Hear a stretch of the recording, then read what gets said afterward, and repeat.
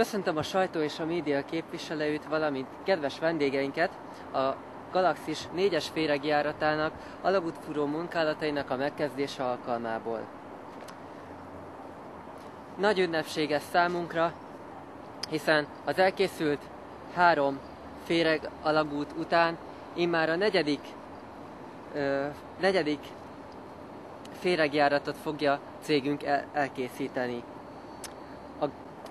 A galaktikus közlekedési hálózat gerincét a féregjáratok alkotják. Az építésnél nem mindennapi kihívásokkal kell szembenéznünk, csak párját címszavakban említenék meg, hogy érezze át a kedves közönség is, hogy micsoda dolgokkal kell szembenéznünk munkásainknak, kutatóinknak, mérnökeinknek.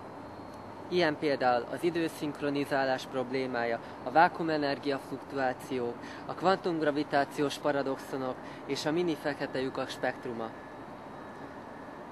Ennek tükrében kell megítélni a jelenlegi hálózatot, mely hosszúságában ugyan nem ér fel például a messzi-messzi Galaxis féregjárat hálózatával, de tudósaink, mérnökeink és munkásaink hősies, áldozatos munkájával épültek meg. És a lendület nem hagy alább. A gondos tervezési előkészítő munkák véget értek, és most kezdetét veheti a tejútrendszer 4. féregjáratának az építése. A 4-es féregjárat lesz a galaxisunkban az első, mely végig egy galaktikus spirálkar irányában fog haladni.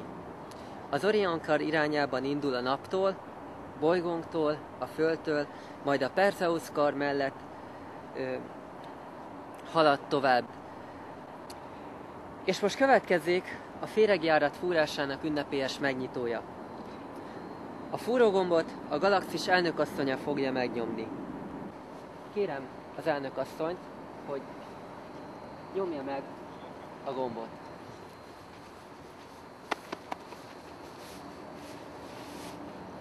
Köszönöm, és akkor ünnepélyesen megnyomom a gombot. A megnyomásával kezdődhet. 42. 42? 42. 4-2. A féreglyukfúró kvantumgravitomagnetikus impulzusokkal előbb mikrofekete lyukakat fog gerjeszteni, majd azokat a pontos atomórával a Siriuson ugyanekkor megjelenő párjukkal szinkronizáljuk.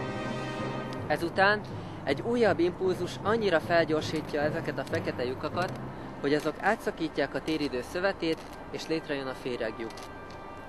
A próbafúrás sikerültét, azaz a próba féreglyuk megnyílását egy a most még a közeli Siriuson lévő kis gömböcske ideérkezése fogja mutatni.